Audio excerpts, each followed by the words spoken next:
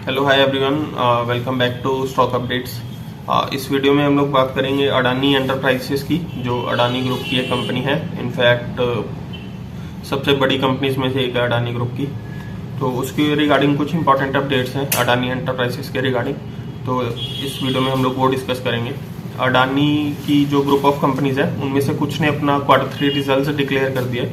जैसे कुछ अडानी कंपनीज के बारे में हमने Q3 रिजल्ट डिस्कस भी करा था, वो वीडियो आपको प्लेलिस्ट में मिल जाएगी, क्वार्टरली रिजल्ट्स वाली प्लेलिस्ट में इस चैनल पे। उसके अलावा कुछ अडानी कंपनीज हैं जिन्होंने अभी तक अपना दिसंबर Q3 रिजल्ट्स अनाउंस नहीं करे हैं, बट वो रिसेंटली कर देंगे। तो उनमें से एक है अडानी एंटरप्राइजेस। Q3 रिजल्ट्स इनका भी आउट नहीं हुआ है, बट उससे पहले जो स्टॉक में मूवमेंट्स है उसके रिगार्डिंग कुछ अपडेट्स हैं। अडानी एंटरप्राइजेस का स्टॉक अभी 14 फरवरी को 14 फरवरी को ट्यूसडे है ना, हाँ ट्यूसडे को ट्रेड कर रहा है रेड में, तो नीचे जा रहा है कॉन्स्टेंटली ये स्टॉक। अगर मैं फिगर्स की बात करूं तो 24 जनवरी करीब 3 हफ्ते पहले हाइंडसबर्ग जो रिसर्च कंपनी है यूएस की, उसकी रिपोर्ट आई थी। उसके बाद से स्टॉक मोस्टली नीचे ही गया अडानी एंटरप्राइजेस का। अडानी ग्रुप की जो बाकी कंपनीज हैं उन्होंने काफ़ी हद तक रिकवर कर लिया है, बट अडानी एंटरप्राइजेस का स्टॉक अभी भी डाउन है। मल्टीपल रीजन है उसकी, over valuation, debt, leverage, right, all of things.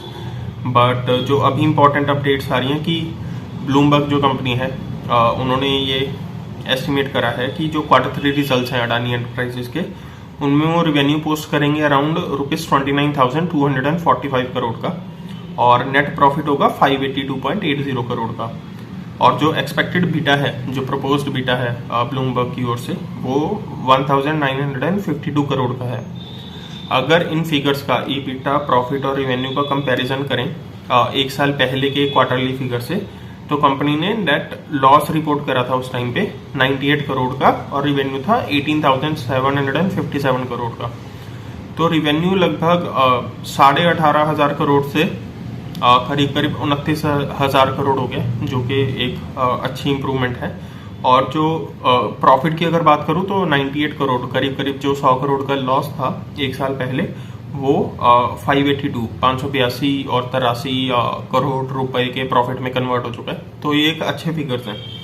But अगर मैं स्टॉक प्राइस मूवमेंट की बात करूं तो 14 फरवरी को ट्यूसडे के ट्रेडिंग सेशन में सुबह करीब 9:30 बजे तक ये स्टॉक 1,690 पे ट्रेड कर रहा था एनएसई पे, जो कि 1.59% डाउन था। करीब 1.5% से ज़्यादा ये स्टॉक डाउन था 14 फरवरी के मॉर्निंग ट्रेडिंग सेशन में।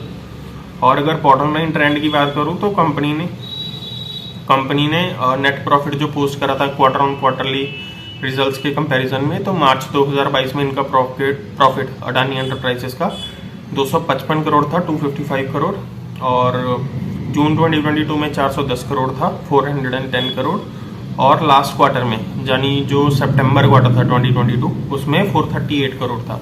अभी दिसंबर क्वार्टर के रिजल्ट्स आने वाले हैं, जिसमें एक्सपेक्ट ये किया जा रहा है कि 580 या 590 करोड़ के बीच में फिगर आने वाला है नेट प्रॉफिट का। तो क्वार्टर ऑन क्वार्टर बेसिस पे ये ठीक ठाक इंप्रूवमेंट है। बट जो एक चीज़ जो नहीं जस्टिफाई करती है, जो प्रॉब्लमेटिक है अडानी एंटरप्राइजेस के केस में, कि इनकी जो वैल्यूएशंस है वो बहुत ज़्यादा हायर लेवल पे हैं। तो स्टॉक में प्रॉफिट्स की इंप्रूवमेंट्स हो रही है, रेवेन्यू कॉन्स्टेंटली इंक्रीज हो रहे हैं क्यू ऑन क्यू बेसिस पे, क्वार्टर ऑन क्वार्टर कंपैरिजन पे, ईयर ऑन ईयर कंपैरिजन पे। बट इशू ये है कि जो मार्केट ने इसे price to earning ratio assign करी है स्टॉक को, अगर उसकी पीई इंडस्ट्री वाइज कंपेयर करें तो ये स्टॉक लगता है कि बहुत ज़्यादा ओवर वैल्यूड है। तो दैट इज़ द रीज़न कि जो वैल्यूएशंस है वो जस्टिफाई नहीं कर पा रहे हैं रेवेन्यू और प्रॉफिट फिगर्स।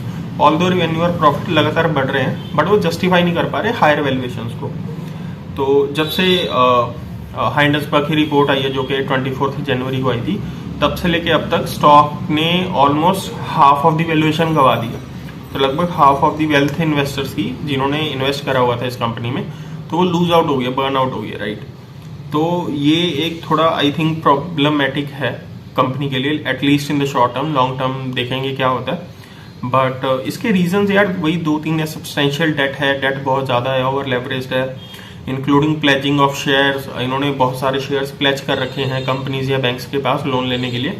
और इन्होंने अभी recently 1.1 I think billion dollars का US डॉलर्स का लोन रीपे किया अपने प्लेस शेयर्स को वापस लेने के लिए अडानी ग्रुप की 2-3 कंपनी जैसे अडानी ग्रीन, अडानी एंटरप्राइजेस।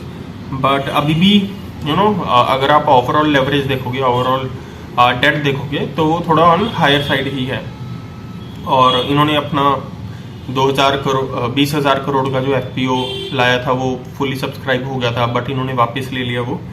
तो वो आई गेस कंपनी की ग्रोथ में शायद मे बी हर्डल ना बने, बट वो थोड़ा सा इशू क्रिएट कर सकता है, क्योंकि एफपीओ को लाने का रीजन ये था कि कंपनी उससे क्या करना चाह रही थी, अपने प्रोजेक्ट्स फंड करना चाह रही थी। प्रोजेक्ट्स के लिए पैसा वो रेज कर रहे थे। कैसे प्रोजेक्ट? जैसे ग्रीन हाइड्रोजन इकोसिस्टम प्रोजेक्ट्स है ना, इम्प्रूव एग्जिस्टिंग एयरपोर्ट फैसिलिटीज, बहुत सारे एयरपोर्ट्स हैं कंपनी के पास, कंस्ट्रक्ट न्यू एक्सप्रेसवेज। तो जितने ये इंफ्रास्ट्रक्चर के प्रोजेक्ट्स हैं, चाहे एक्सप्रेसवेज हों, चाहे एयरपोर्ट्स हों, चाहे ग्रीन हाइड्रोजन इकोसिस्टम हो, ये बहुत ज्यादा ना wealth consuming, capital consuming initiatives है। तो इनको चाहिए बहुत सारा पैसा, उसके लिए इन्होंने एफपीओ लाया था 20,000 करोड़ का। तो वो अब इन्होंने रोल बैक कर दिया, इन्वेस्टर्स को पैसे वापस कर दिया because of XYZ reason, right. तो आई होप कि एफपीओ रोल बैक की वजह से जो इनके प्रोजेक्ट्स हैं वो डिले ना हो, या फिर उनमें जो फंड्स हैं उनके लिए कमी ना हो। But in reality I think थोड़ा बहुत इफेक्ट देखने को हमें मिल सकता है, तो वो शायद स्टॉक की परफॉर्मेंस पे भी देखने को मिल सकता है। तो देखते हैं मार्केट में आगे, देखना ये इंटरेस्टिंग होगा कि कैसे कोप अप कर पाती है अडानी एंटरप्राइजेस और अडानी ग्रुप ओवरऑल इन प्रोजेक्ट्स को लेके। ये थी अपडेट अडानी एंटरप्राइजेस को लेके, उनके Q3 रिजल्ट्स के पहले। और भी कंपनीज के स्टॉक अपडेट्स हम लोग डिस्कस करेंगे। Till then please subscribe to our channel, और मिलते हैं नेक्स्ट वीडियो में। Take care, bye.